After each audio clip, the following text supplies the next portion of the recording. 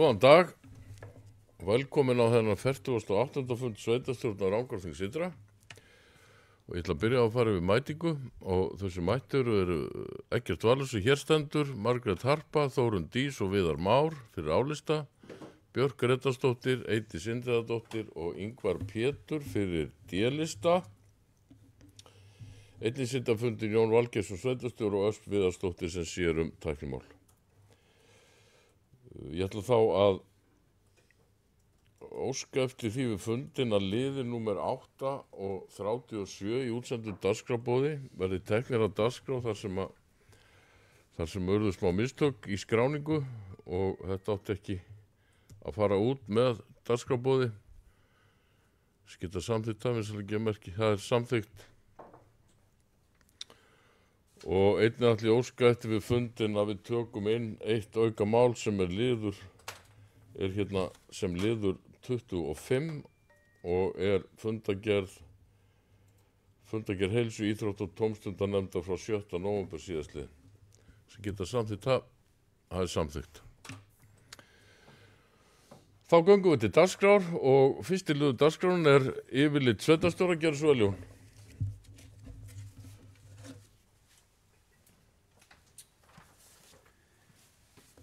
Já, góðan daginn.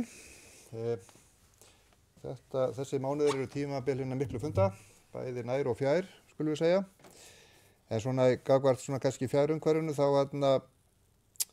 höfum við verið svona í alls konar samskiptum við Landsvirkjun síðustu vikurnar út af ýmsum málum. Og í síðustu viku áttum við fund meðal annars út af Sigöldu, Vaðalduveri og Hvammsvirkjun. Það sem var verið að fara yfir hluti þar sem bæði þá kom til framkvæmdar og þá væntanlegir. Og svo var líka fundur út af kaupum Landsvirkjun á Akbraut, þar sem eru svona breytingar í farvatninu. Nú síðan búið að vera svona samskipti út af Búðafossvegi í gegnum Vegagerðina og Landsvirkjun og svona verið að vinna því að sé hægt að fara að vinna að útgáfu framkvæmdaleyfis.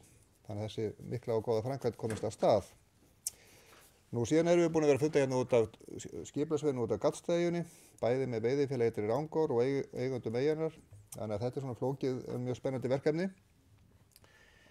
Það var fundur hérna með hagsmunafélagi Gaddstaða, þar sem málefni Gaddstaðavega voru rædd og jafnframt komið þar fulltrúar Vegagerðarinnar, þar sem voru ræddar svona ákveðnar tillögur til að leysa það mál, eins og það lítur út núna.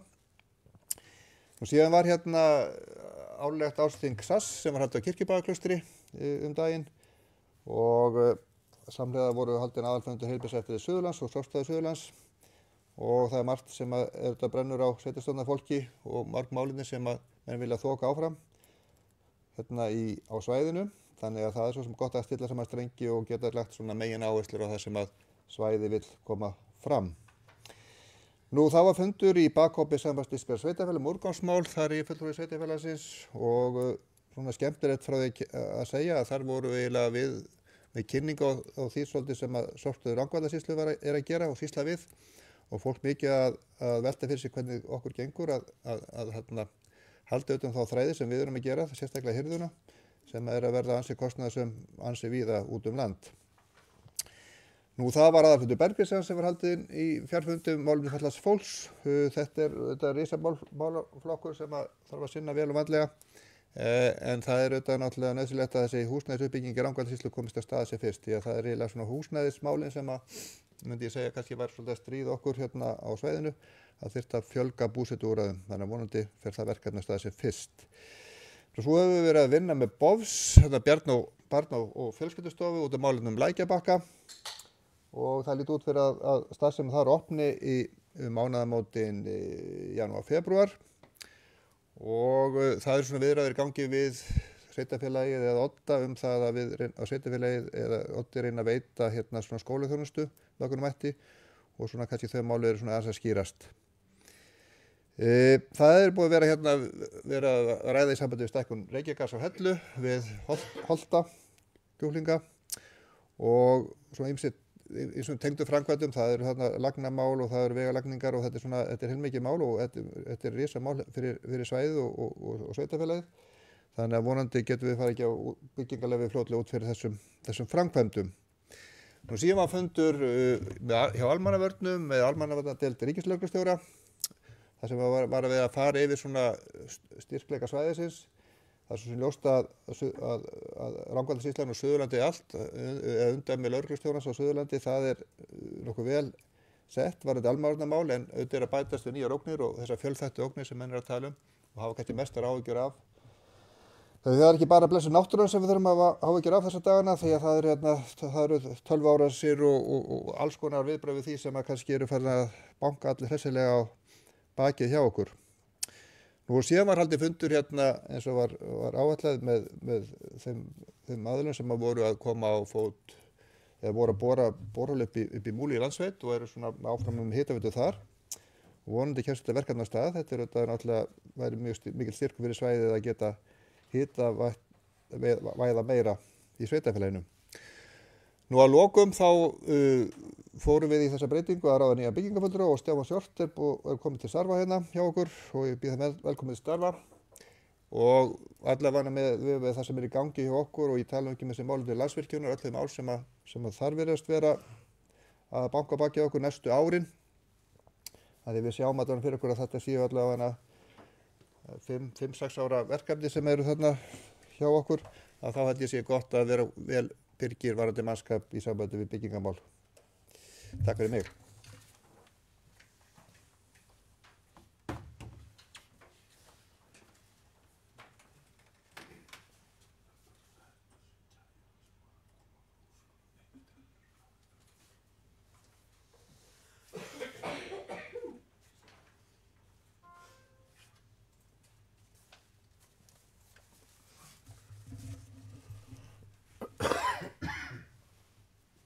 Takk fyrir það, Jón.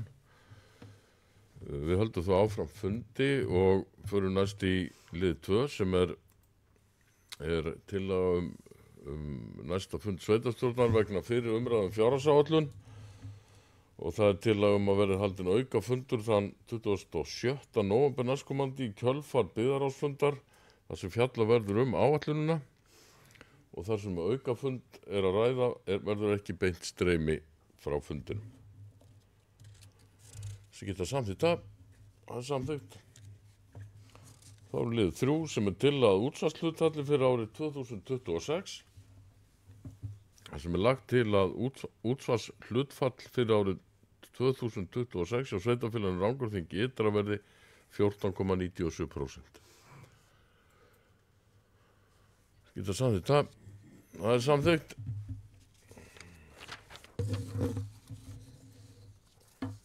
Þá er liður 4 sem er fjölmenningastefna og aðgerðaráætlun sem er lögð fram fjölmenningastefna Rangárþings ytra og aðgerðaráætlun.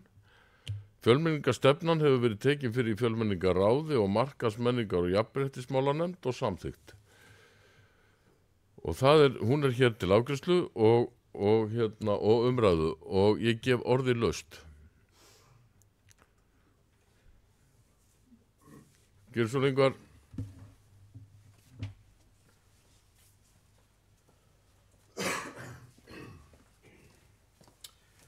Oddviti, hér tökum við fyrir fjölmenningastefnu og aðgerðaráætlun sem við höfum beðið lengi eftir og það er alveg ástæða til þess að lýsa yfir ánægju með að málið sé þó komið til afgreiðslu.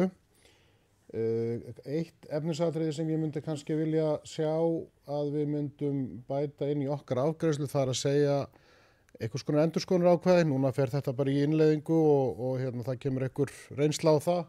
Hvort ekki sé eðlilegt að kannski eftir 1 ár eða svo að þá verði áætlunin tekin upp og bara metin út frá árangri, hvernig hefur gengið til og hvort það sé ástæða til að skerpa á einhverju eða breyta einhverju svona út frá reynslunni, af því að þetta er auðvitað nýtt og það er alltaf gott og hollt að fara yfir svona hvernig hlutinni ganga upp á það að geta þá rifið í stýrið ef við erum ekki á réttri leið einhvers staðar, en að öðru leyti þá bara samþykki í þessi áætlun og við og höfum ekkert út á hana að setja þessi, hún er bara gott að þetta er loksins í höfn, en hitt gæti verið skynsamlegt að setja það inn að meta árangurinn eftir 1 ár kannski og þá ef þörf er að skerpa á einhverju.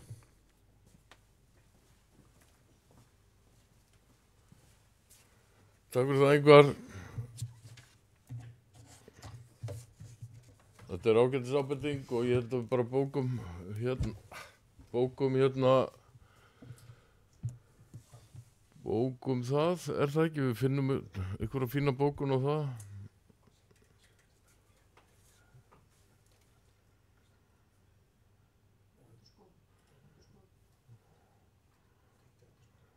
Ég held að séum ekki að eyða miklu tími í það, við gerum það bara á eftir þegar við hérna göngum frá fundargerðu það ekki, sem sagt að sveitarstjórn mælist til þess að stefnan og áætlunum verði endurskoðuð á ári með tillit til árangurs eða eitthvað slíkt.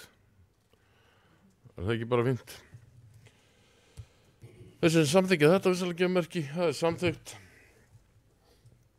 Þá eru liður 5 sem til að álista endurskoðun og reglum afslætt og fasteignagjöldum þar sem að verður að leggja til að við látum vinna reglur mögulega stuðning til kaupenda fyrstu íbúðareignar á fasteignaskatti og ég svona legg áherslu á fasteignaskatti, það er ekki verið að tala önnur gjöld eins og svona sorpgjöld og annað slíkt sem að fólk fellir oft undir fasteignaskattin, heldur eingöngu verið að tala A-stofnin, fasteignaskattin sjálfan og mögulega á því að veita þessu fólki sem að kaupa í sveitarfélaginu sína fyrstu eign afslátt á fyrsta ári. En tillagan gengur út á það að vísa til sveitarstjóra að vinna reglur sem við getum samþykkt á desemberfundi. Þetta aðeins flókið og svona ýmislegt sem þarf að nýta. Eftir okkar upplýsingum þá þetta á bilinu 5-10 á ári sem máli varða, svona að reynslu síðustu ára.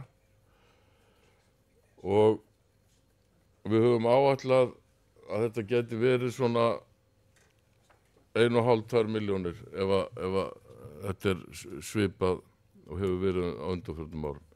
En ég ætla að gefa orðið laust.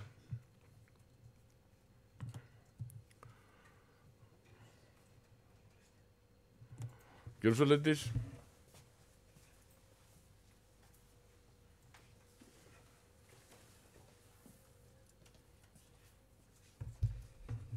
Já, oddviti fundamenn, gott að styðja unga fólkið og virkilega vildi maður gera það, en mér finnst pínlítið hæpið vegna þess að sambandið er búið að gefa álit sitt á þessu og þannig svona sem hatturinn yfir starfsemi sveitarfélaga allt land og þeir setja það alveg skýrt fram að það þurfi lagabreytingu til þess að í rauninni þetta standist. Þannig ég svona velti fyrir mér af hverju þetta munar fólk í sjálfu sér sáralitlu. Ef þú ert að kaupa íbúð í fyrsta skipti, þá ertu náttúrulega í sambandi við bankastofnanir heildarverkefnið og fasteignagjöldin per se og einhver afsláttur af því. Það í rauninni bara svo lítill biti með við heildarmyndina. Ég bara efast tilganginn með þessu. Fyrir utan það að eins og þá þetta ólöglegt.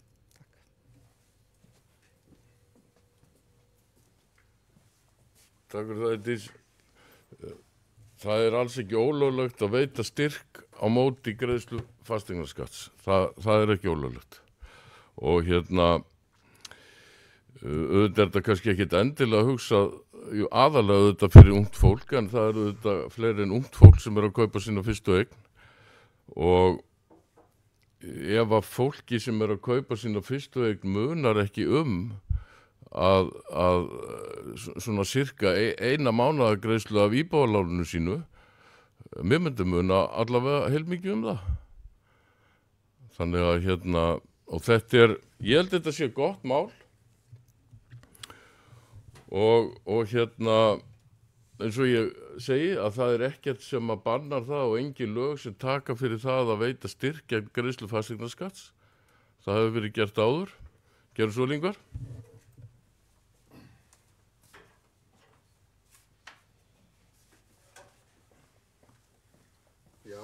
Það kannski svona þetta síðasta sem kveikti í mér. Sko, það komið minnisblað og þar þetta farið yfir kost og galla og allt að lemja það, en það engar greiningar. Það búið að nefna að þetta kosti cirka 1,5, við erum ekkert með að blaða það. hér kom fram hjá Oddvita áðan að þetta væri cirka 1 mánaðarleg afborgun á íbúð. Það er heldur ekkert það, hvernig íbúð er það og svo framvegis. Ég skil sko, ég held við séum öll sammála það að markmiðið ætti að vera að allir geti eignast þak yfir höfuðið. Ég held að það sé eitthvað sem að fólk sem bara sammála þvert yfir. Og það er að minnsta kosti í samræmi við stefnu D-listans og Sjálfstæðisflokksins séreignarstefnan og það er eitthvað sem ég held að allir vilji. En það er bara spurning með leiðina. Mér finnst kannski að þurfa aðeins meiri greiningar með þessari tillögu til þess að maður átti sig á því hvert er umfangið. Er þetta eitthvað sem að við sjáum að fæla frá? Byggir þetta á því að fólki að tala að því finnist þetta of íþyngjandi?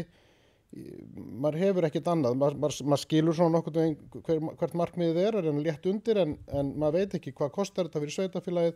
Hvaða tölur þetta sem getur verið fyrir hvern einstaklingi eða hvert par eða fjölskyldu og það væri kannski að mörgu leyti ágætt að vera með einhverju greiningu áður en farið að semja reglur, bara þannig að þú vitur utan hvað það að semja reglur.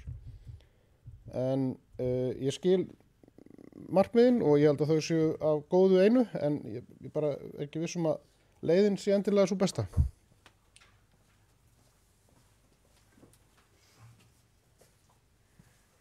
Takk fyrir það, Ingvar. Ég held að komi ágætlega fram í minnisblaðinu hvað þetta mál snýst og auðvitað er þetta hugsað sem ekki til langframa heldur auðvitað bara til 1 árs og og tilgangurinn auðvitað með þessu auðvitað að reyna að laða að ungt fólk til að kaupa sér eign í sveitarfélaginu. Það auðvitað aðal tilgangurinn. Við erum að reyna að létta undir með fólki sem að vill kaupa fyrstu eign í sveitarfélaginu og þetta er svona okkar viðleitni til þess og ég er ekki sammála því að máli sé eitthvað mjög óljóst. Það er þarna minnisblað sem eru kostir og gallar og það er leiðir sem að hægt er að fara og til að hann gengur út á það að vinna reglur sem að standast lög og reglur og taka fyrir á næsta fundi sveitarstjórnar. Viltu bæta eitthvað við, Ingvar? Gjörðu svo vel.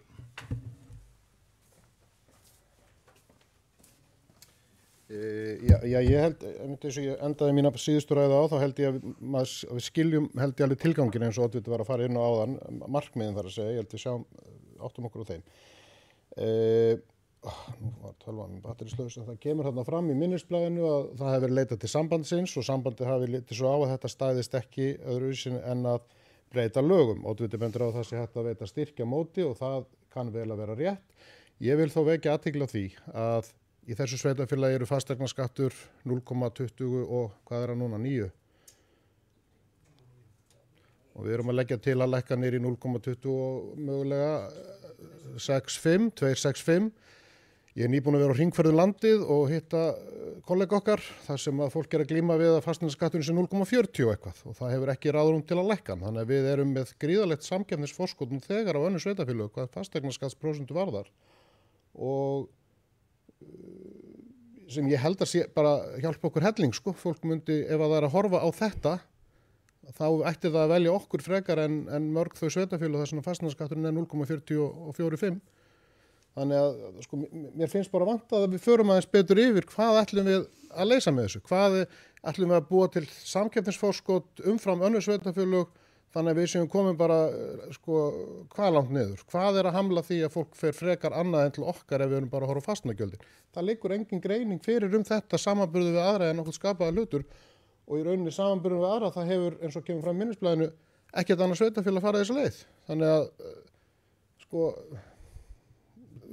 það væri gott að fá eitthvað meira upplýsingar.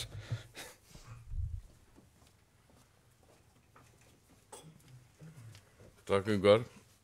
Já, það er alltaf gott að hafa nógu upplýsingum, en þegar að fólk þegar að sveitarfélög er að hugsa hvernig löðum við að okkur fólk og í þessu tilfelli ungt fólk og fólk sem er að kaupa sína fyrstu eign.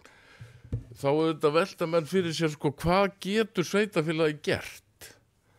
hvaða verkfæri höfum við til þess að laða að okkur fólk?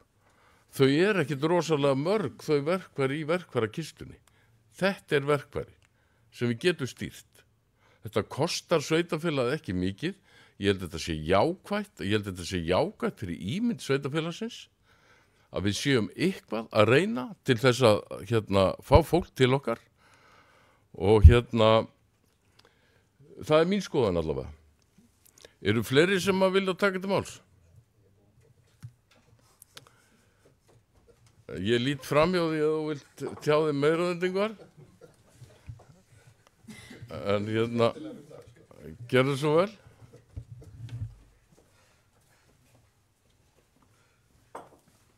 Oddviti, ég þakka fyrir að fá orðið aftur, en mér finnst þetta skemmtilega umræða nefnilega. Hérna erum við að tala um pólitík. Sko, það leikur alveg ljóst fyrir. Við erum öll sammála að við viljum gera vel við ungt fólk. Við erum alltaf að byggja upp skóla og við erum að gera ýmislegt sem laðar að ungt barnafólk í sveitarfélagið og býr því bara sem verður ennþá meira samkeppnisforskot og aðra. Við erum að fara að byggja nýjan leikskóla sem að mun tryggja það að ef líkun lætur og vel hefnast, þá verður þetta eitt glæsilegasta leikskólahúsnæði landsins sem ætti nú að þýða það að fólk myndi gjarna vilja að koma og setjast hér að. Og ég get haldið lengi áfram að ræða þetta. En það sem punkturinn sem ég vildi nú kannski nefna sá að ef þú tekur pening úr einum vasa, þetta bara eins og vog, þá lendir hann einhvers staðar annar staðar. Það ekki þannig að þú getur bara gefið svona einhverja afslætti og eitthvað hókus pókus. Þetta kemur einhvers staðar út. Og ég myndi þá frekar bara vilja að reyna að stuðla því að lækka bara ennþá meira, fara bara í 0,26 og vera þá bara mögulega eitt af allra lægstu sveitarfélögum landsins heilt yfir sem með fasteignaskatta. Við erum nú þegar í ansi góðum málum í samanburði við önnur og ég myndi segja að það getur bara verið frábært markmið að reyna að lækka þá bara ennþá frekar og hafa það bara sem langtíma markmið og ég myndi styðja það alla leið. Og þá, þú veist, það þetta sem ég að segja, þegar þú ert svo lágur í samanburði við aðra og þú ætlar að fara að vera ennþá lægri þar til þess að búa til forskot, ég held að forskotið þurfa að vera á okkur öðrum sviðum, Ég held að þú sért komið svolítið vel neðarlega í þessu til þess að það hafi þau áhrif, raunverulegu áhrif, að þegar fólk að horfa á hvar það vil búa og það að velta því fyrir sér hvað þarf ég að borga í fasteignaskatta, 1 eða 2 ár eða hvað það að það velji okkur þá nú þegar umfram aðra ef að þetta atriði sem að ræður úrslitum það, hvar ætla ég að byggja húsnæði eða hvar ætla ég að kaupa húsnæði. Við stöndum nú þegar það framalega þar að mér til efs að það atriði verði eitthvað sérstaklega umfram og ég myndi þá bara vilja myndi að hugsa hvað annað gæti verið það sem að laðar ungt fólk að og vill að það búi hér og hvernig getum við mögulega brugðist betur við þar. Við erum að gera það í leikskóla og grunnskóla hér á Hellu, við erum með markmiðum að fara í stórfellda endurbætur á Laugalandi á húsnæði. Hvað vantar okkur fleira? Eitthvað sem okkur vantar sem að getur þýtt það að ungt fólk vil koma hérna annað en það að við þurfum að veita ennþá meiri afslátt af fasteignagjöldum sem við erum nú þegar búin að sammælast að hafa lág og vel samkeppnisfær með við þessi 60 eitthvað sveitarfélög önnur sem í landinu. Þetta bara punkturinn og þetta eru greiningarnar sem ég var að biðja og Oddviti svaraði því áðan að það væri gott að fá fleiri gögn, en það gott að fá fleiri gögn og það gott að sjá hlutina í samanburði á í Excel svona til sem að viti bara hvað verið að leysa með málinu sem að í þessu tilfelli ég hef ákveðin efasemd og myndi þá frekar vilja horfa eitthvað annað ef að það ástæða til þess að laða ungt fólk að frekar vegna sem ég held að fólk sé ekki að setja þetta fyrir sig ef að þetta stóra atriði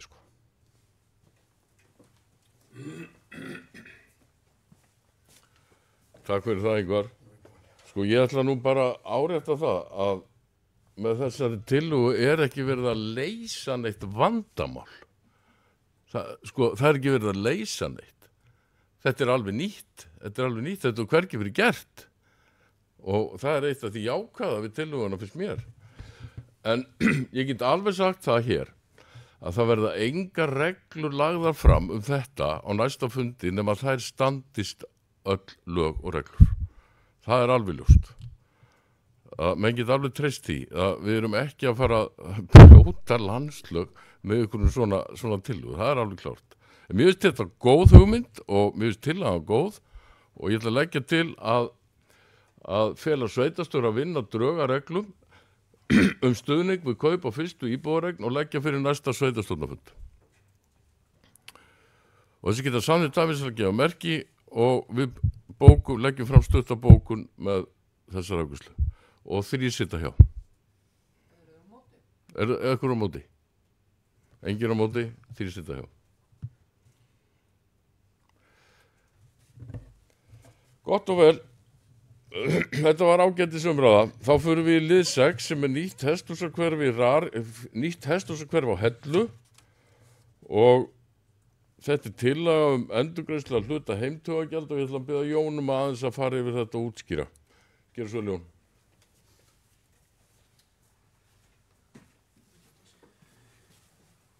Já, þetta mál á sig náttúrulega talsverða forsögu og og kemur náttúrulega út af því að á sínum tíma náttúrulega var verið að skipuleggja nýtt hesthúsakverfi hérna á Geysissvæðinu til þess að færa meðal annars hesthús og gamla hesthúsakverfinu og kaupa upp þar hús til þess að fara að geta byggt þar íbúðir og fleira. Og síðan kemur í ljós að það eru ákveðnar að RARIK túlka sem sagt aðalskipulagsákvæði sveitarfélagsins öðruvísi heldur en aðrir aðal, meðal annars veitur, varðandi heimtugagjöld. Og ég held að sé nokkuð ljóst að bæði sveitarfélagið og þeir hesthúseigendur sem voru að flytja sig á milli hverfa og þeir sem eru að koma nýr inn á svæð eru líka gera ráð fyrir því að menn séu bara staddir í þéttbýli eins og kannski eðlilegt er. Og eins og nú örugglega í hesthúsakverfum víða sem sagt í þessu þéttbýliskjörnum hérna í kringum okkur.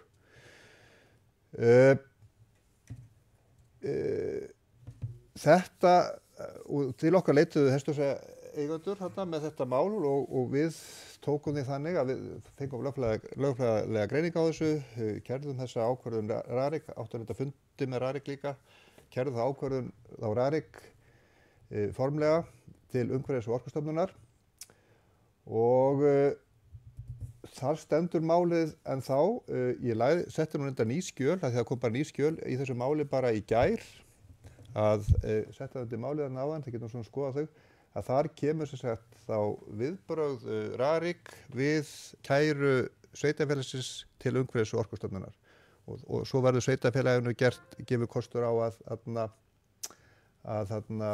svara því. Annars sem við erum búin að gera þessu máli líka, þannig upplýsir menn það að við erum búin að vera í sambandi við samband íslenskra sveitarfélaga því okkur er eiginlega orðið ljóst og við litið á þetta mál sem svona kannski svolítið okkar mál og þetta er stærra mál heldur en kannski við héldum á landsvísu. Það eru önnur sveitarfélög sem var lent í svipuðum vandamálum með annars Múlaþing og svo er þetta líka bara landsbyggðarmál. Orkusveitarfélagamál að það sé túlkað að reglugerð RARIK var þetta skilgringu í þéttbýli sé túlkuð með þessum hætti. Þannig að við höfum óskað eftir fundi og sambandið ætlar að styðja okkur því með Umhverfis- og Orkustofnun líka. Það breytir ekki þeirri staðreynd að við erum stödd í þessu umhverfi núna að þeir sem eru að byggja hann upp í nýja hverfinu eru búin að, til að geta tekið rafmagninn í húsin og gert auðvitað starfshæf, þau þurfa að borga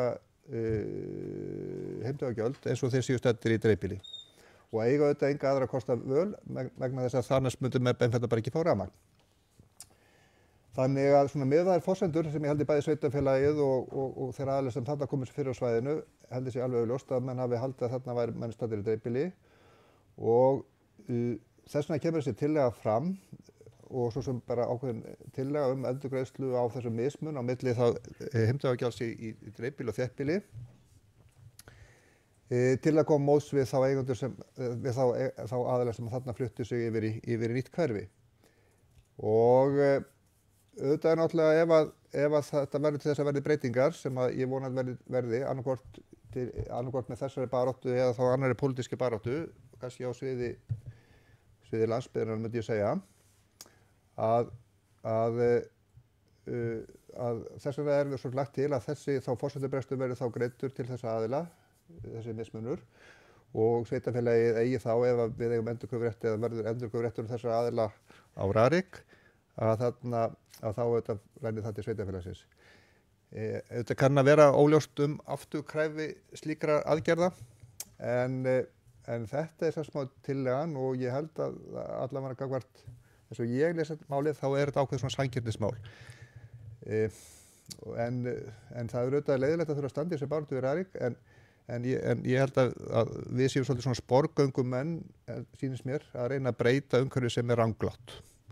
Og þetta séum svona til þess að koma á móts við þessa aðila og líka þá að stuðla því að byggist áfram upp þá hesthúsahverfið, nýja hesthúsahverfið á Hellu.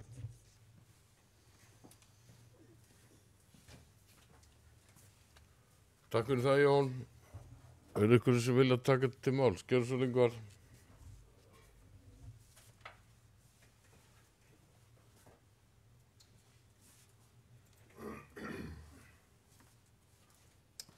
Já, oddviti, nú var tölvan mín náttúrulega að enduræsa sig, þannig að það sem ég var búinn að skrifa hérna hjá mér að ég þarf að opna það.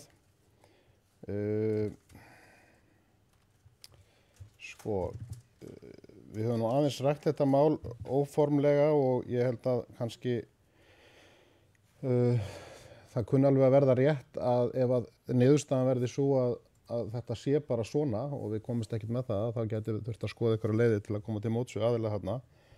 Mér finnst bara máli aðeins og snemma komið fram og ég hefði kannski viljað vita á því svona fyrirfram að það væri að koma inn áður en það var sett á dagskrá, en það, ég hef ekki dagskrávaldið.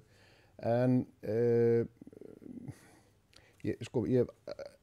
svona efnislega þá náttúrulega getum við ekki endurgreitt neitt sem við höfum ekki innheimt, þannig að það er kannski eitthvað að hugsa það betur ef að menn ætla með þetta alla leiða núna að þetta sé ekki endurgreiðsla heldur þá, ég veit ekki hvað eitthvað svona tímabundin styrkur eða hvað bara efnislega sko, að því að þú getur ekki endurgreitt neitt sem þú hefur ekki innheimt.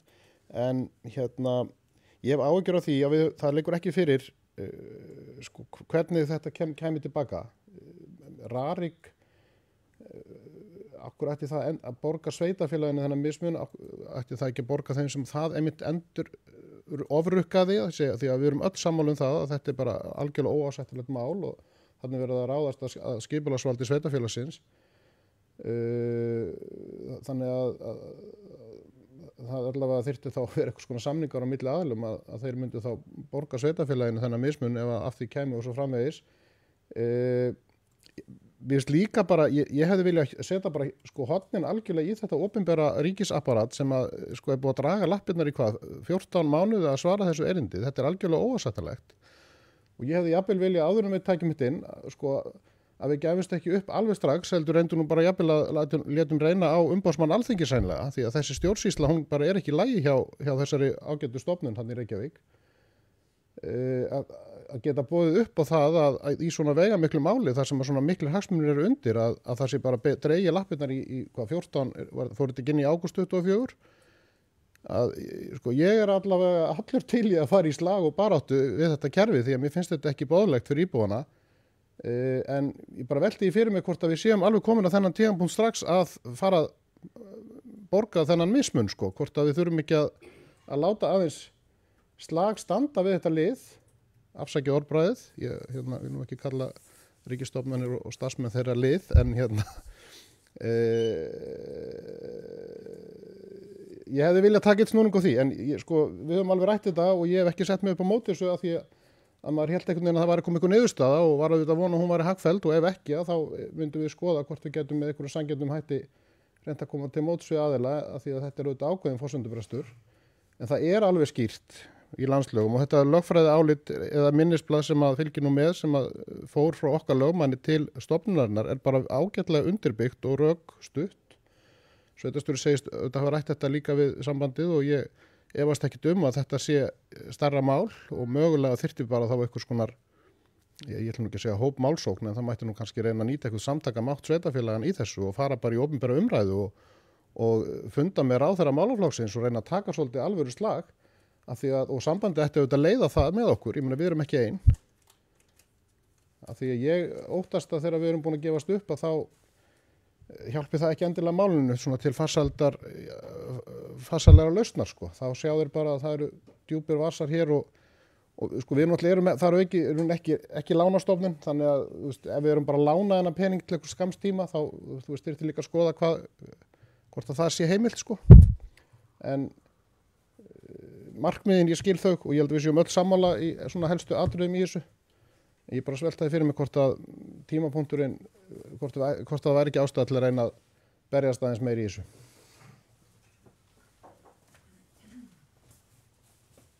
Takk fyrir það einhver. Ég get alveg tekið undir bara flesta því sem að þú sagðir og kannski hjó eftir því og það er alveg hárrétt að þetta er forsendubrestur. Þetta er nú kannski þannig líka að sko staðreyndin er svo að þetta stendur líka menn fara ekki af stað út af þessu. Þannig að þetta er ekki endurgreiðsla kannski til allra. Það eru nokkur sem ekki farnir að greiða ennþá. En hérna, ég held samt að við erum ekki að gefast upp fyrir þessu máli, þó við förum þessa leið. Við höldum málunum náttúrulega til streitu, en þetta er búið að taka óratíma að fá niðurstöðu og ég held að akkurat eins og þú sagðir að þetta er forsendubrestur gagnvart þeim sem að við plötuðum til þess að fara þarna niður eftir og byggja sér, að þá held ég að við eigum að fara þessa leið. Ég held að það sé jákvætt. Og hérna, en ég er alveg sammála langflest af því sem að þú sagðir hérna áðan, að þetta er auðvitað óþolandi hvað þetta hefur tekið langan tíma. Ég held samt að þessi komið á þann tímapunktu við þurfum að stíga inn í þetta. Það er mikil óánægja hjá fólki með þetta og hérna við höfum smá borð fyrir báru í fjárhagsáætlun vegna flutningana á Hesthúsunum, þannig að þetta hefur ekki áhrif þannig fjárhagsleg. Þannig að, og vonandi fáum þetta náttúrulega bara greitt þegar að málið er komið í höfn. Ég bara trúi ekki að við vinnum þetta mál. En þetta er ekkert örugt fyrir að það er í hendi. Eru fleiri sem að vilja taka til máls?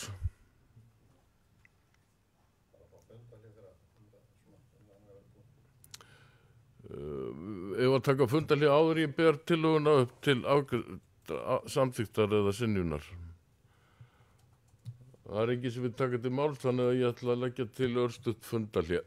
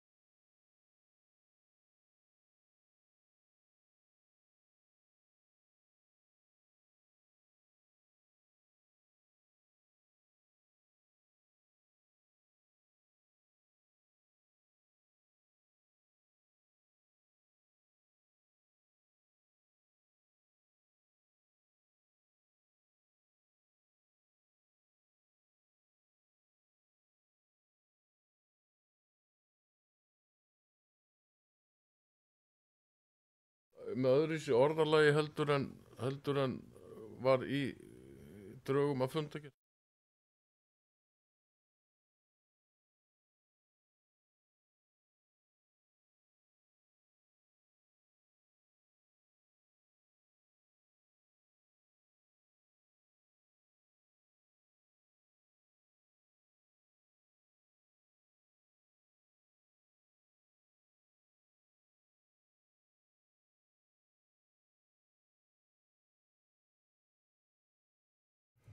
Þá höldum við fundi áfram og Ingvar hefur beðið um orðið, gerðu svo Ingvar.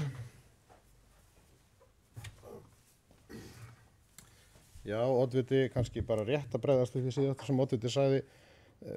Í ræðu minni talaði ég um forsendubrennslu, ég var auðvitað að tala um að ég hefði skilning á því ef að þetta yrði niðurstaðan, það er að segja að við þyrftum að kyngja því að dreifbýlisgjaldskráin gilti innan þéttbýlis sem að sveitarfélagið hefur skilgreint svo samkvæmt skipulagsvaldi sínu, að þá gæti það hægt að vera hægt að líta á það sem forsendubrest af hálfu hesthúsa eiganda. Ég var ekki að tala um að það hefði verið eitthvað forsendubrestur á hendi sveitarfélagsins, en það er það óveikjandi í okkar allra held ég sem hefur verið að berjast í þessu máli að þetta er þéttbýli en ekki dreifbýli.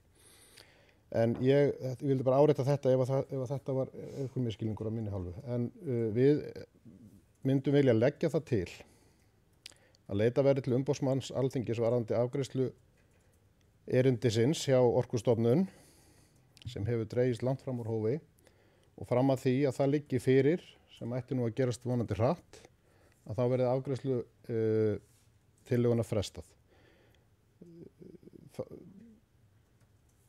Með þessu erum við að segja eins og áðan að við viljum ekki endilega þurfa að taka afstöðu til þessara tillögu meðan ekki liggja fyrir nægilegar upplýsingar. En það getur vel verið á endanum að við þurfum að fara í einhverja neyðaraðgerð ef okkur sýnist að þetta veri niðurstaðan, en við myndum að minnsta kosti áður en þessi tillaga kemur til að þá verði leitað til umboðsmanns og ég held að við töpum ekkert á því. Við skiljum öll að þetta getur verið íþyngjandi fyrir fólk að þurfa að leggja út fyrir þessari gjaldskrá eins og hún liggur hjá Rarik. Þetta hefur samt ekki verið að hamla uppbyggingu þarna að neinu verulegu leyti. Það eru komin fjölmörg hús og það er ekkert sem kallar á þetta sem gert í nóvember frekar en í byrjun janúar ef að umboðsmaður hefur hraðar hendur. En það gæti alveg verið þess virði að kalla eftir því og flýta þessu máli og það myndi hjálpa öðrum sveitarfélögum líka að það sé farið ofan í þessa stjórnsýslu hjá Orkustofnun.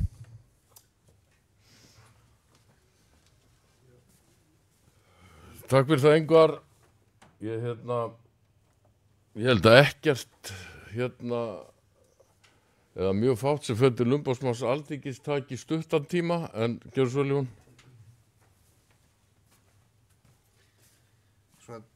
Svona til upplýsingar þá hefur þetta verið aðeins í skoðun hjá okkur og okkar lögmönnum hvað er rétt verið að fara og það við myndumst svo sem alveg umboðsmann í þeim málum.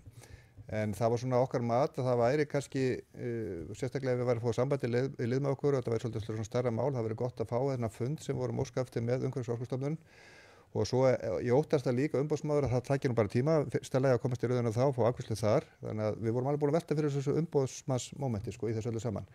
En það sem að gerast er náttúrulega nýjustu vendingarnar núna í málinu, bara gagnvart stjórnsýslunni, að það eru komnar núna, vantarlega, eins og ég var að tala um það kom ný gögn inn í málið, bara í gær, að núna liggur fyrir greiningin Rarik varðandi kröfuna, þannig að málið er í ferli hjá umhverfis- og orkustofnun og það eru komin gögnin núna sem að þá eru í stjórnsýslu meðferð, þannig að ég óttast að umboðsmaður sé raun og kannski ekki fyrir þetta tímapunktið þangað þessi gögn berast, að það sé kannski ég held að það sé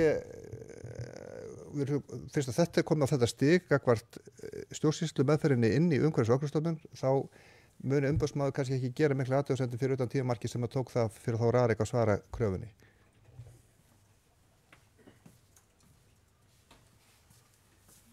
Takk fyrir það. Það er kannski einn annar punktur líka sem að ég vil bregðast við sem Ingvar sagði áðan varðandi að þetta sé íþyngjandi fyrir þar sem það er alveg greinilegt Ingvar að þú færð ekki símtölin sem ég fæ og það færðu og gott en ég ætla að leggja tillöguna fram með sem að hljóðar svona Lögð fram tillaga ásamt greinargerð að sveitarfélagi greiði lóðarhöfum mismun heimtugagjalds í nýju hesthúsahverfi á Hellu vegna skilgreiningu rarik á túlkun aðalskipulags Rangárþings ytra í þéttbýli. Gert verði sérstakt samkomulag við lóðarhafa greiðslur og endurkröfur rétt sveitarfélagsins. Sem geta samþykkt það vinsamlega geðmerki. Það samþykkt ykkur á móti, 3 á móti. Og bókun. Gjörðu svo vel Ingvar.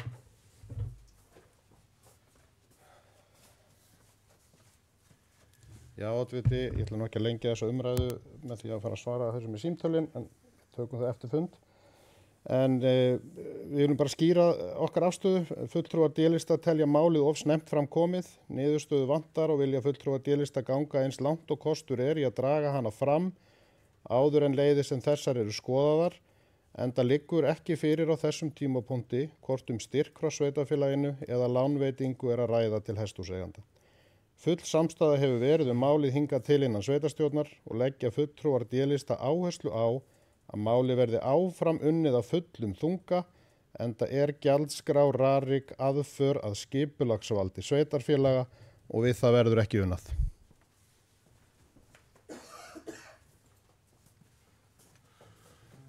Takk fyrir það Ingvar.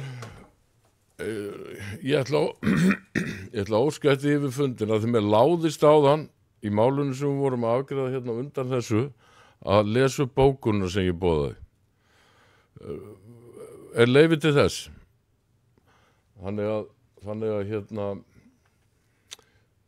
við kannski bara vörpum upp bókunum sem að við leggjum fram með lið.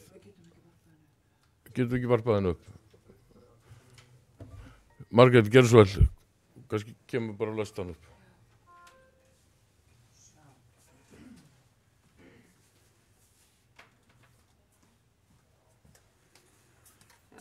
Það eru fundamenn. Þetta vegna liðar 5. Bókun álista, það mat fulltrúa álista að 50% styrkur á móti fasteignagjöldum fyrsta árið til fyrstu íbúðakaupenda geti reynst árangursrík leið til að laða ungt fólk að til varanlegra búsetu í sveitarfélaginu. Tillagan styður markmið álistans fjölgun íbúa og fjölskylduvænt samfélag og í samræmi við fyrri áherslur hófsemi í álagningu gjalda. Og undir þetta ritum við Eggert Valur Margrétarpa, Þórunn Dís og Viðar Már.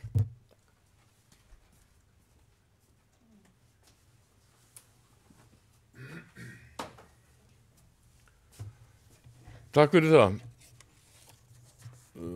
Þá förum við í lið 7 sem heildarsamningur á milli sambandsins og STEF. Það sem STEF félagasamtök tón- og textahöfund á Íslandi hefur óskað eftir viðræðum við sambandið gerð rammasamnings greiðslu leyfisgjalda fyrir leyfi til flutnings tónlistar hjá sveitarfélögum landsins og stofninu þeirra. Og það hefur verið að óska eftir afstöðu okkar til þess hvort að sambandi vinni að heildarsamningi við STEF fyrir hönd sveitarfélags. Ykkur sem vil taka til máls, gjörðu svo vel Björk.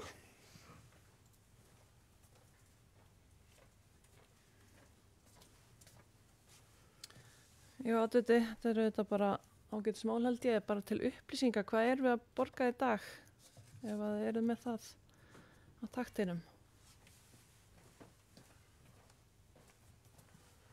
Takk fyrir það Björk. Ég ekki með það á taktinum. Sveitarstjórinn ekki heldur. Þannig að við komum staði eftir fund og sendum á fulltrúa upplýsingar. En ég átta mikið á því. Ég held sér nú ekki neina að rísa upp að þér sko, en það er samt fróðlegt að vita það.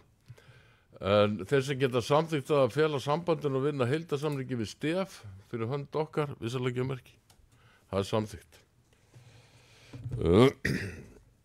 Þá er liður 8, það var liður sem að við hendum út.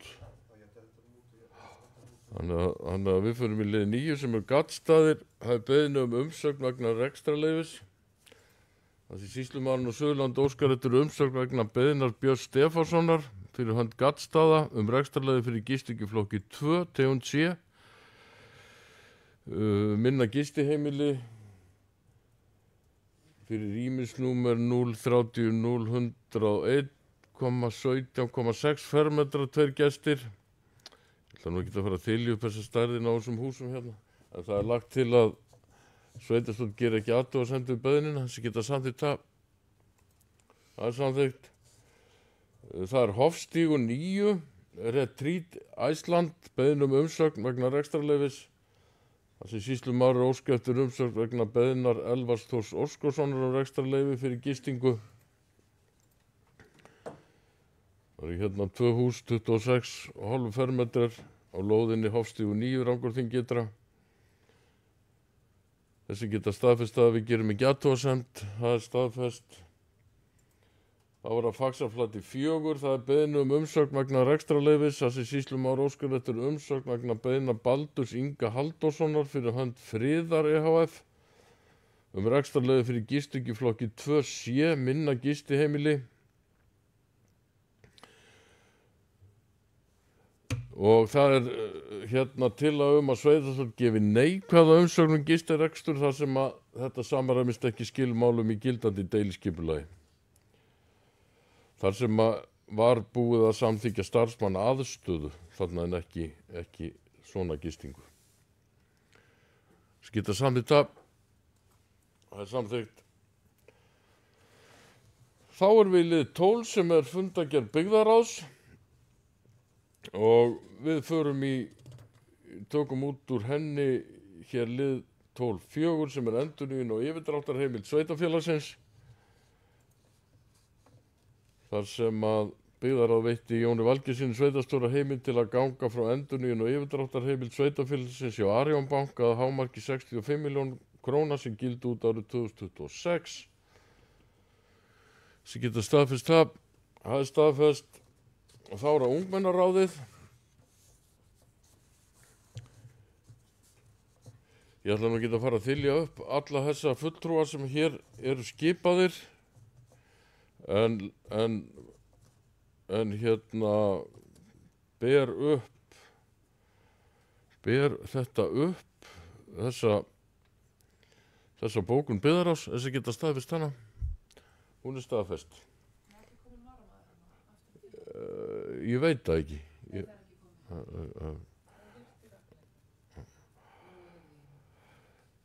Þá er það fundargerð, liður 13 hafði fundargerð skipulags- og umferðarnefndar sem er lögð fram í heilu lagi og var tekið fyrir í byggðaráði. Geta staðfest það, vissalegjamerki, hún er staðfest og þá er það liður 14 sem er einnig fundargerð skipulags- og umferðarnefndar. Og það er þá fyrst Skinnar land. Nefndin hefur farið yfir athugasemd sem henni barst þann 23. október 2025 varðandi mál Skinnar land, landnúmer 192-282 landskipti Klöpp þar sem mótmælt er fyrirhugaðri aðkomu yfir óskipta sameign Austurbæjar Mýrar. Nefndin áréttar að fyrir bókun 7. mars 2025 og staðfesting sveitarstjórnar þann 12. mars 2025 fólu hvorki í sér stofnun umferðarréttar né endanlega ákvörðun legu og aðkomu land annara. Umferðarréttur yfir einkaland stofnast einungis með þinglýstum samningi eða skipulagskveði deiliskipulagi og náist ekki samkomulag, þá aðeins með eignarnám og bótum samkvæmt lögum. Nefndin telur að það séu ábyrgð merkja lýsanda að ganga svo frá málum að fullt samráð ríkjum sýndar aðkomur og uppdráttun landskipta. Með hliðsjón af framkomnum athugasemdum bókar nefndi jafnframt að komi til framkvæmd og þegar stofnaðari spildu skuli í slíkum umsóknum gerð skýr og fullnægjandi grein fyrir aðkoma spildunni og lögmætum heimildum hennar sem stofnaðar verða með gerð deiliskipulags. Þar sem upp hafa komið athugasemdir eigendum að sýnd aðkoma hafi ekki verið samþykkt. Nefndi staðfestir efnislega fyrir afgreiðslum að gera ekki athugasemd við viðkomandi landskipti og heiti Klöpp.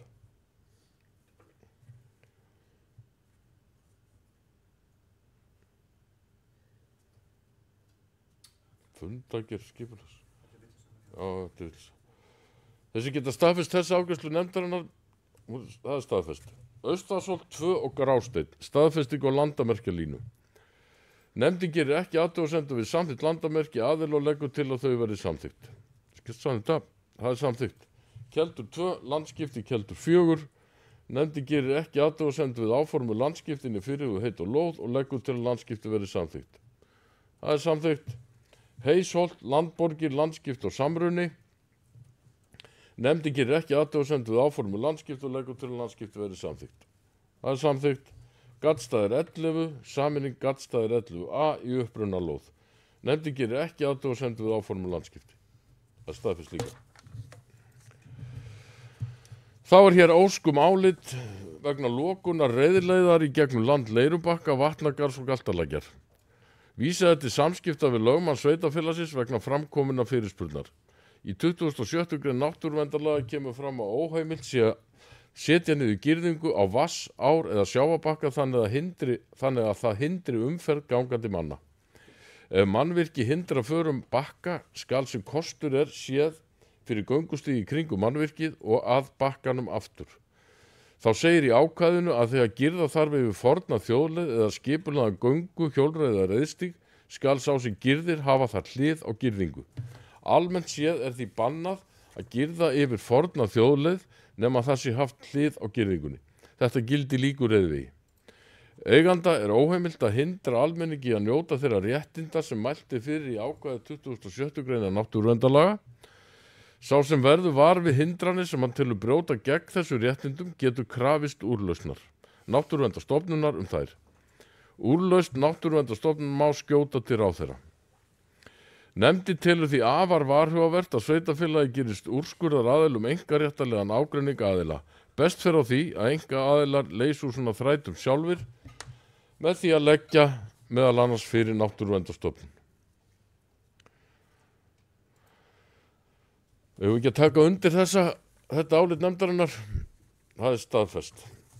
Sigurður Gljúfur, nefndi fór yfir þær áherslur sem bjóðendur lögðu fyrir í tilboðum sínum. Nefndi leggur til að sami verði við batterí sem er lagsbjóðandi. Skilti saman þetta, það er staðfest. Þá er hér Hvammsvirkjun kæra.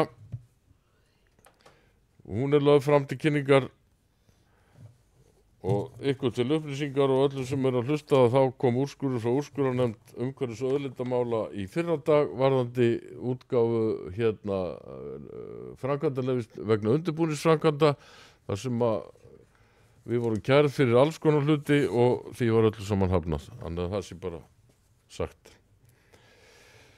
Norður Nýjibær, breyting á landnotkun í aðalskipulagi. Nefndin hefur farið yfir framkomnar umsagnir og samþykki tillögum til auglýsingar í samræmi með 31. grein skipulagslaga áður hún verði kynnt. Staðfest það er staðfest. Tunguvirkjun í landi Keldna, það er breyting í aðalskipulagi. Nefndin gerir ekki athugasemd við fyrirliggjandi lýsingu og leggur til að hún verði send til umsagnar og kynnt samkvæmt 1. málsgrein 30. greinar skipulagslaga. Kynning lýsingar skal standa til og með 16. nóvember. Það er staðfest. Þjóðólfsvæði 1, breyting á landnotkun í verslunar- og þjónustusvæði. Nefndin gerir ekki athugasemd við fyrirliggjandi lýsingu og leggur til að hún verði send til umsagnar og kynnt. Kynning lýsingar skal vera til og með 16. nóvember. Það er staðfest. Gaddstaðaeyja, breyting á landnotkun í aðalskipulagi. Nefndin hefur farið yfir umsagnir aðila og samþykki fyrir sitt leyti þau viðbrögð sem sett eru fram með þeim. Nefndin samþykki tillöguna til auglýsingar samkvæmt 1. málsgrein 31. greinar skipulagslaga en áður verði hún kynnt í samræmi við aðra málsgrein 30. greinar sömu laga. Nefndin ítrekar að alltaf hafi staðið til að auglýsa breytingun á aðalskipulaginu og tillögu að deiliskipulagi samhliða eins og lög heimila og ekkert sem bendir til þess að svo geti ekki orðið. Það er staðfest. Ferjufit, stækkun efnistökusvæðis, breyting í aðalskipulagi. Nefndin hefur farið yfir athugasemdir og umsagnir við lýsingu skipulags áforma. Nefndin samþykki tillögunum til auglýsingar í samræmi við 31. grein skipulagslaga en áður verði hún kynnt sem vinnslutillaga í samræmi við aðra málsgrein 30. greinar sömu laga. Nefndin telur nægjanlegt að kynning tillöguna fari fram á heimasíðu sveitarfélagsins. Það er staðfest. Tungnáreyrar, stækkun efnistökusvæðis, breyting í aðalskipulagi. Nefndin hefur farið yfir athugasemdir og umsagnir við lýsingu skipulags áforma. Nefndin samþykkir tillögunum til auglýsingar en áður verði hún kynnt sem vinnslutillaga í samræmi við aðra málsgrein 30. greinar sömu laga. Nefndin telur nægjanlegt að kynning tillöguna fari fram á heimasíðu sveitarfélagsins. Það er staðfest. Þá er að Faxaflati 4 fyrirspurn stækkun lóðar. Ég ætla að óska eftir örstuttu fundarhléi.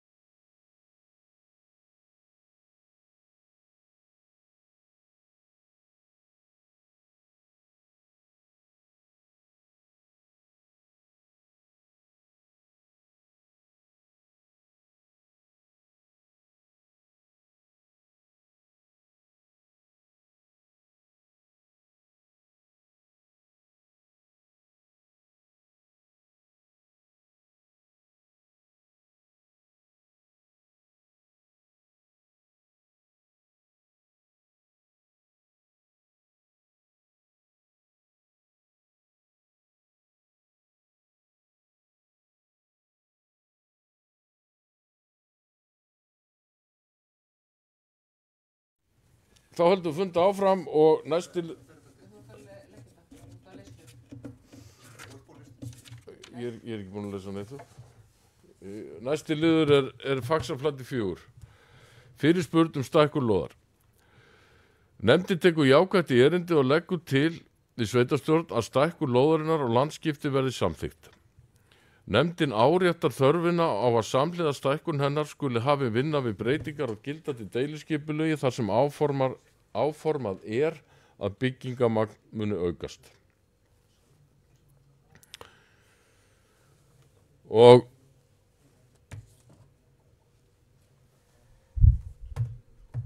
varðandi þetta þá leggur sveitarstjórn fram eftirfarandi bókun. Sveitarstjórn fagnar því að fyrir liggi viljayfirlýsing að það komi lágvöruverðs verslun á Hellu. Lagt til að samþykkja stækkun lóðarinnar og landskipti og farið verði í breytingar á deiliskipulagi í samræmi við stækkun lóðarinnar.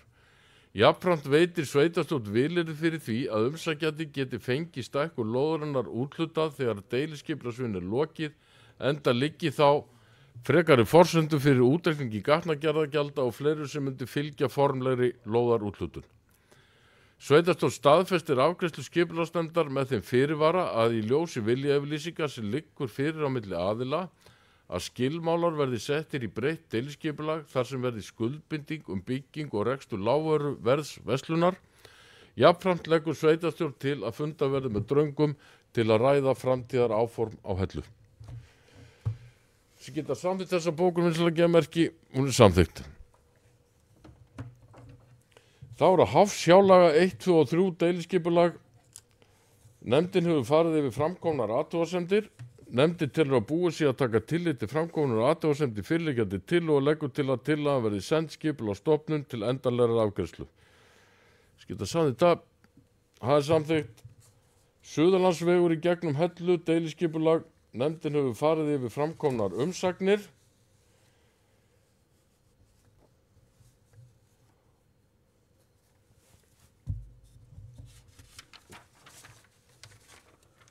Nefndin hefur móttekið að vegagerðin leggst ekki gegn umræddri tengingu austan núverandi hringtorgs inn á Suðurlandsveginn, þó hún telji hana ekki fullu samræmi við vegakönnunarreglur. Nefndin tekur undir við Þorsteini Kristinssyni nauðsyn þess að gera vegamót Suðurlandsvegar og Rangárvallavegar betur en þau eru í dag, en sér ekki fyrir sér það lausnir sem bent er á að verða veruleika á næstu árum. Nefndin telur búið sé að taka tillit til framkomnar athugasemdir fyrirliggjandi tillögu og leggur til að tillagan verði send skipulagsstofnun til endanlegrar afgreiðslu í samræmi við 1. málsgrein 42. greinar skipulagslaga. Það er staðfest. Hjartarland. Nefndin samþykkir að veita heimild til deiliskipulagsgerðar og leggur til að fallið verði frá kynningu lýsingar þar sem skipulagsáætlun samræmist stefnu sveitarfélagsins. Nefndin samþykkir framlagða tillögu og leggur til að hún verði auglýst samkvæmt 1. málsgrein 41. greinar skipulagslaga. Það er staðfest. Norður-Nýjabær. Nefndin samþykkir framlagða tillögu og leggur til að hún verði auglýst samkvæmt 1. málsgrein 41. greinar skipulagslaga. Það er staðfest. Kjarralda og Lyngalda. Umsóknum lóðin undir fjölbýli, en nefndin óskar eftir frekar upplýsingum hugmyndir umsækjanda aðkomu, ásýnd og fyrirkomulag bygginga. Og nefndin frestaði þessu erindi. Og við staðfestum það bara, þá afgreiðslu nefndarinnar. Heiðvangur 10 og 12. Heiðvangur 10 og 12 og heiðvangur 13 og 15 berið þetta upp sameiginlega þar sem nefndin gerir ekki athugasemd við afmörkum þessar lóðar. Það er staðfest. Þá erum við í fundagerð húsakynna og ég ætla að leggja til að fjárhagsáætlun húsakynna verði hér til kynningar og að öðru leyti fundagerðin opið til umræðu.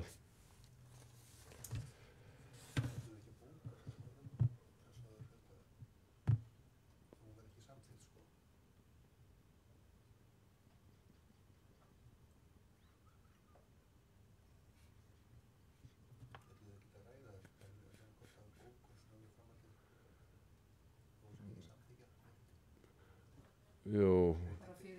Já, sko, fjárhagsáætlun er auðvitað til kynningar og það þýðir það að hún er auðvitað til umræðu og en það hefur orðið að samkomulagi að taka þessa fjárhagsáætlun og fjárhagsáætlun fleiri byggðarsamlega fyrir á næsta fundi sveitarstjórnar.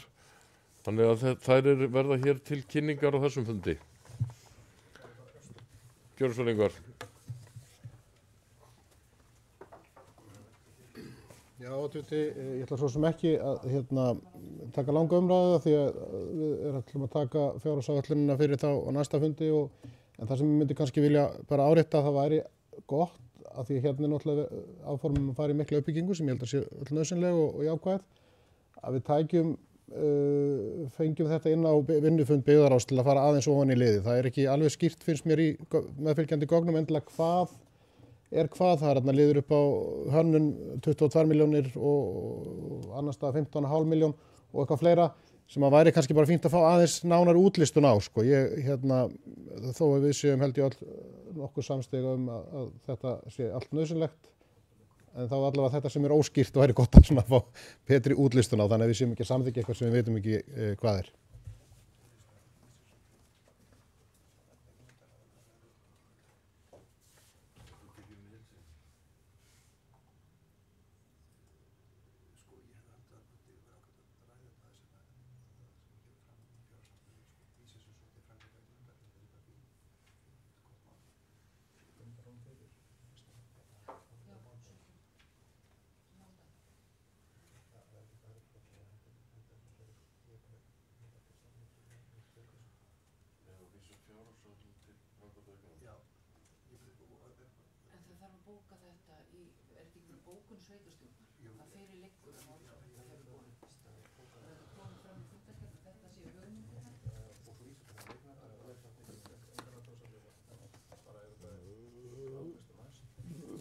Já, sem sagt fjárhagsáætlun húsakynna verður tekið fyrir á næsta fundi sveitarstjórnar en henni enn fremur vísað til umfjöllunar í eigna- og framkvæmdanefnd. Ef að leggja bókunina fram núna. Það er til að leggja fram að bókun hér sem að byrjaði hér er það ekki? Og ég les hana bara, sem sagt að fyrir liggur í fjárhagsáætlun að Ásahreppur hefur boðist til að leggja fram alltaf 100 milljónir til fjárfestingar á Laugalandi. Ásahreppur mun lána Rangárþingi ytra 2/3 skuldbindingarinnar í samræmi við eignarhlut í Húsakynnum BS og það er lagt upp með það að láni komið til greiðslu eftir 5 ár án vaxta og hafi óveruleg áhrif á lánshæfi sveitarfélagsins. Bóka þetta.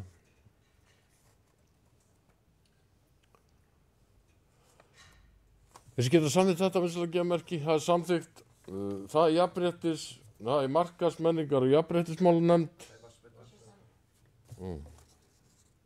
Það er Vatnsveitan, hún er vist næst. Og ég ætla að leggja til að það verði sama vinnulag, sem sagt að fjárhagsáætlun Vatnsveitunar verði lögð fram til kynningar og tekin fyrir á næsta fundi sveitarstjórnar en aðri liðir í fundagerðinni verði hér aðgerða gjaldskrána og það er lagt til að hækka hann 3,5% sem er nú hófleg hækkun skita sann þetta það er samþykkt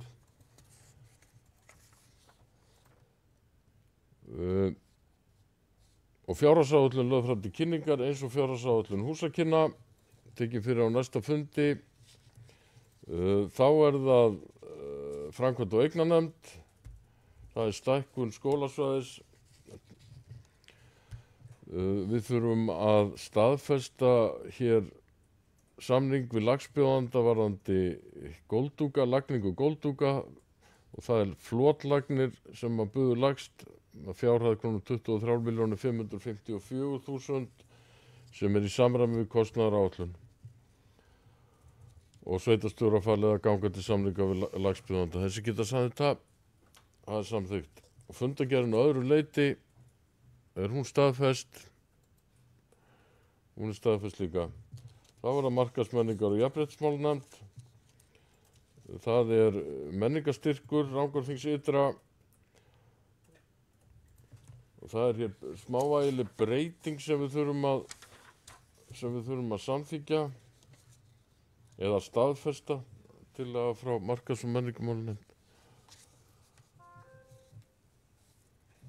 Þessi geta saðið Davís að gera svo vel.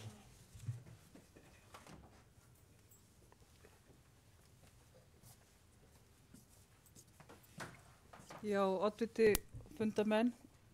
Það er ástæða til þess að fagna blómlegu menningarlífi á svæðinu. Það er margt í boði og úr mörg að velja.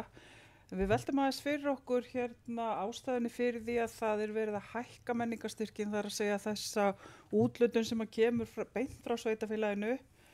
Á sínum tíma var svona styrkbeiðnum yfirleitt beint meira til SAS því að þar er sjóður sem að sveitarfélagin taka þátt í að greiða og þar koma framlög frá ríki líka sem að heitir uppbyggingarsjóður. Þannig að ég held ástæðan fyrir því að þessu á sínum tíma var beint þangað var bæði það að skapa fjarlægð við umsækjendur og fá svona aukna faglega umfjöllun styrkbeiðnirnar. Þannig að það er svona kannski bara gaman að heyra af hverju þessi áherslubreyting hefur orðið.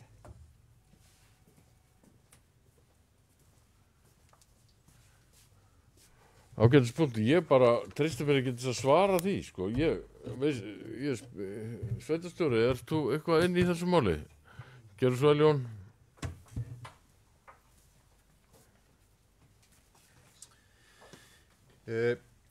Eftir sem að ég gerst næst best og þetta hefur verið umræðið aðeins í fjárhagsáætlunarvinnunni líka sem sagt. Það hefur verið að færa milli liða bæði fyrra og á þessu ári og gert til að kannski á næsta ári líka að leggja aukna áherslu á menningarstyrki hérna og draga kannski úr öðrum styrkum móti þannig að held að framlög okkar kannski aukist. En ég held að ástæðan fyrir þessu eru það raunir að SAS-styrkinir eru miklu flóknari og erfiðari í útfærslu. Það er náttúrulega verið að sækja það líka sem sagt og fólk er hvatt það.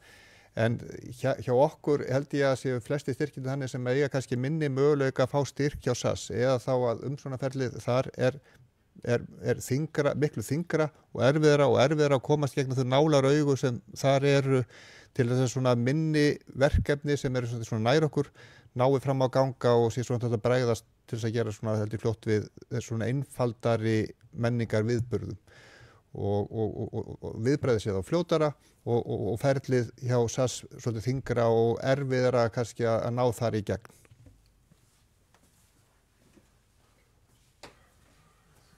Takk fyrir það, Jón.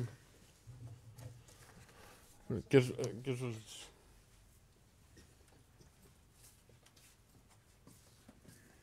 Já, oddviti fundamenn, þakka þér fyrir þessa skýringu, Jón. Mér langar samt til þess að benda á það að sveitarfélagið tekur þátt í að greiða hálft starf sem að reyndar aðilinn staðsettur á Hvolsvelli, ég veit að hann hefur verið hér til viðtals og hefur auglýst sína þjónustu. Það er byggðar þróunarfulltrúi sem er með beina tengingu inn til SAS og hann starf einmitt hugsað til þess að aðstoða fólk við þessar umsóknir þannig að það séu markvissari. Og þú veist, þá er ég að hugsa hvert er hans hlutverk þá raunverulega vegna þessi tenging inn í SAS með því að hafa hálft starfið hans, greitt af SAS, átti í rauninni að tryggja greiðari leið meðal annars fyrir styrkina. Erum við þá að greiða eitthvað þar sem er ekki þörf á eða bara vangaveltur? Þarf ekkert svar núna en við þurfum bara að hugsa þetta við erum farin að í rauninni að borgi svo marga potta til þess að í rauninni styðja við sömu hlutina.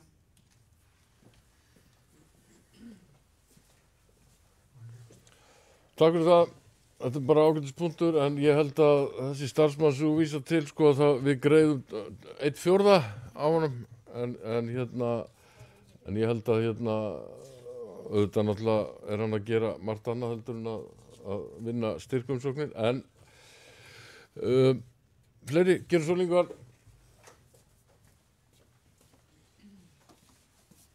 Já, oddviti, Það sem ég aðeins að velta fyrir mér sko kannski tvennt. Það annars vegar mér finnst ekki alveg skýrt hverju verða að breyta. Þessar reglur eru bara ágæta þegar maður les þar yfir og ég nú almennt á því að það sé gott að það fólk svona þurfa að tikka í bóks og uppfylla og vanda umsóknir og mér sýnist þessar reglur alveg svona ná utan það og svona skýra ágætlega bara út frá því per se hvað fólk þarf að uppfylla til að fá styrki. En ég átta mig ekki alveg hverju verða að breyta. Ég get hvorki fundið það í fundargerð nefndarinnar né í gögnum sem fylgja með gögnum til sveitarstjórnar né heldur gögnum til nefndarinnar.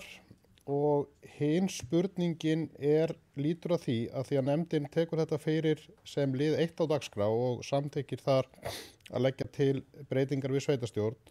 Síðan fer fram úthlutun í lið 2, ekki örugglega verið að úthluta þar á grundvelli þeirra reglna sem giltu þegar auglýst var eftir styrkjum eða verið að úthluta á grundvelli breytnra regla sem hafa ekki hlotið staðfestingu á þessum fundi nefndarinnar. Ég bara, hvort að formið sé ekki örugglega rétt í þessu.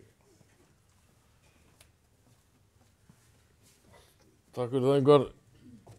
Ég vona að bara þetta hafi verið gert eins og lög kveða á en eftir því sem ég skil þetta þá verið að fjölga úthlutun á tímabilunum. Það ekki. Já, við skulum bara taka stutt fundalið.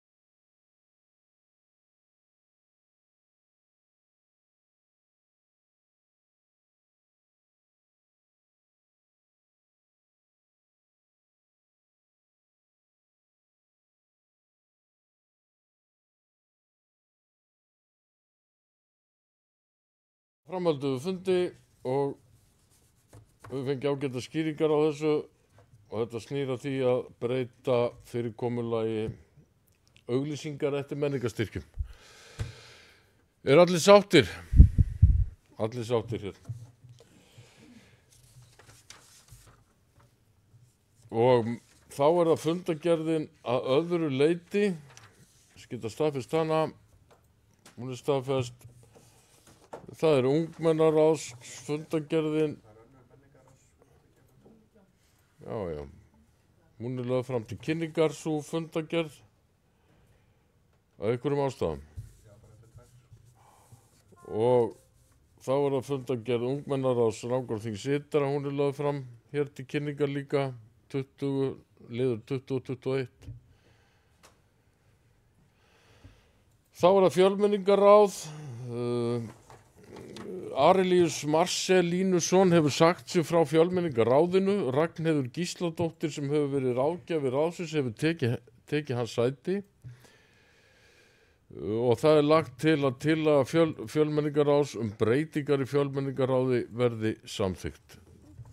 Geta samþykkt það er samþykkt samhljóða Og þá var það íslensku kennsla fyrir starfsfólk sveitafélagsins til að undirbúningi skyldu kennslu í íslensku fyrir starfsfólk Rangárþings ytra sem starfa með börnum. Áskorun til sveitafélagsins að hjálpa starfsfólki sem starfa með börnum að læra íslensku, sérstaklega starfsfólki í leikskóla. Og þetta kemur frá fjölmenningaráðinu og það til að vísa málu undir stjórnar Odda. Það samþykkt og þá það fundargerð fjölmenningaráðs á öðru leyti, skylda staðfest hana, hún staðfest. Þá það fundargerð Odda, fundargerð 42 og 43 og við ætluðum að taka fjárhagsáætlunina með sama hætti og 42 kynningar, já, með sama hætti og hinar fjárhagsáætlanirnar. En við þurfum að bera upp gjaldskrá fyrir Odda.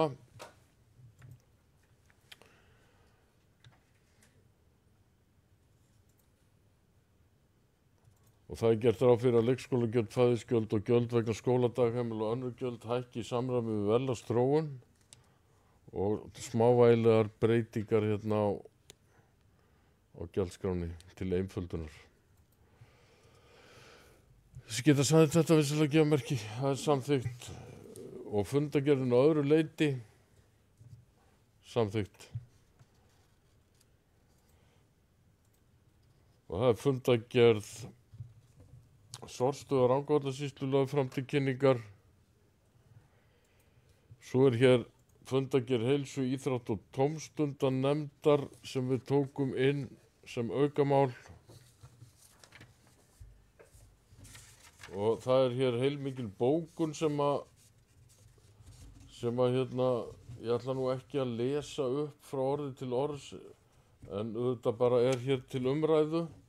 Og í þessari bókun verið að hnykkja á, það hefur tafist hérna þessi öryggisúttekt sem að ákveðið var að fara í, en hún er loks komin og framundan að vinna eftir henni og það er innihald þessara bókunar, það er svona verið aðeins að fara, þetta er hvatning til starfsmanna og annara. Þannig að hérna, þetta lagt hér fram og hafa til að vísa þessari bókun eða vísa málunum til framkvæmda og eignarnefndar og stjórnar húsakynna. Ingvar, gerðu svo vel.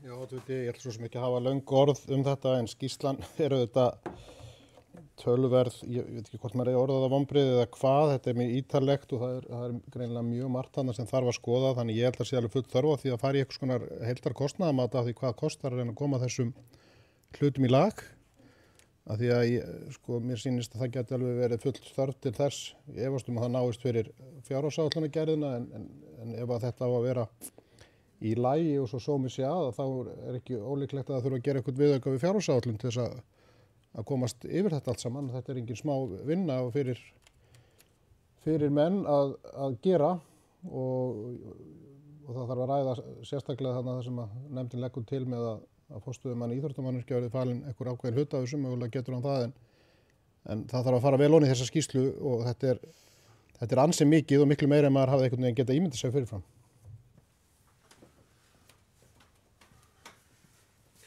Tek undir það, þetta er þetta svona viðamikil verkefni en þetta er hérna, var mjög gott og góð vinna sem var unnin hana.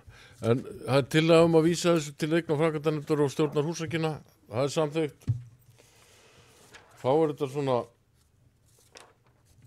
þá erum við hérna svona að ljúka þessu. Það eru hér vinnufundir byggðaráðs, laða fram til kynningar, 2 og 8 vinnufundur. Vantar eitthvað í þessa blaðabunka hjá mér hérna, er ég að gleyma ykkur? Hvað er eftir þarna?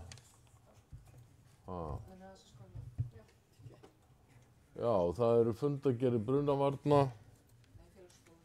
félags- og skólaþjónustuna. Hún er það bara lögð fram til kynningar, tökum þá fjárhagsáætlun líka á næsta fundi. Sama gildir með brunavarnirnar. Við bara klárum þetta á næsta fundi, það er þannig. Við ætlum hins vegar að klára okkur af fjárhagsáætlun Skógarsaps. Ég ber hana upp hér, hún er staðfest og sama gildir með fjárhagsáætlun héraðsnefndar sem geta staðfest hana, samþykkt, og aðalfundur Bergrísans sem er lagður fram til kynningar fundagerðin. Og svo eru hér fundagerðir samtaka sveitarfélaga á köldusvæðum og HSK, héraðsþing. Það er datt út, já. Ég er ekki með þetta hérna. Hvað er meira?